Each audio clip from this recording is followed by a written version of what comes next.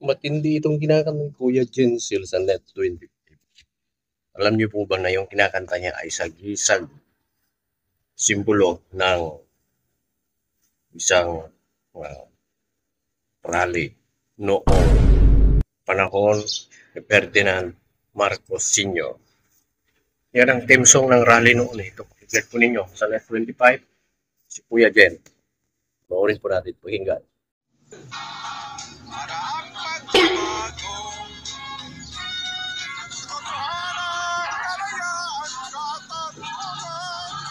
Hey!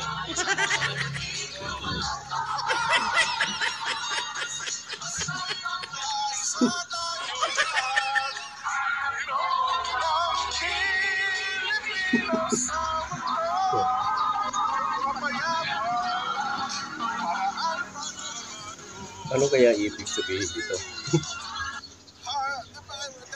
Yung ating Ojuman. Balatan mo. Lalagyan mo na konting reverb. Yung may aligaw-gaw. Wag. Eh, Wag. Handog ng Wag. taas kasi ang buhok. Huwag mong subukan. Masisira ang buhay mo. Ay, nako. Handog ng Pilipinas sa mundo. Mapayaman para ang pagbabago. Oh, no! Katotohanan, kalayaan, katarungan ay kayang makamit na walang dahas. Pero yun! Grabe siya mga kanta. Parang may nararamdaman ako na mayroong EDSA People Power 3 sa kanta na yan. Kasi nung narinig ko yung kanta na yan, 1981.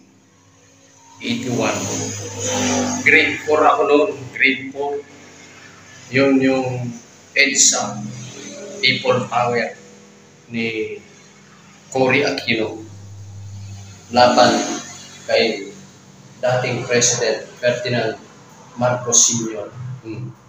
Eh, ngayon, narinig ko ulit yung kanta na yan. Malamang may ibig sabihin niya bakit nila kinakanta yan. Kayo na lamang po bahala kung ano ang analyze ninyo sa video yan. Kayo na lamang po bahalang umintindi kung anong pagkakaintindi nyo yan. Kasi yan, theme song ng rally EDSA People Power 1, Cory Aquino versus Ferdinand Marcos Sr. ulit. Handog ng taas kasi ang buhok. Dapat medyo baba mo ng konti yung sound. Ano bang picture? Ay, malapit na yung September 21. Ano bang meron sa September 21? Sa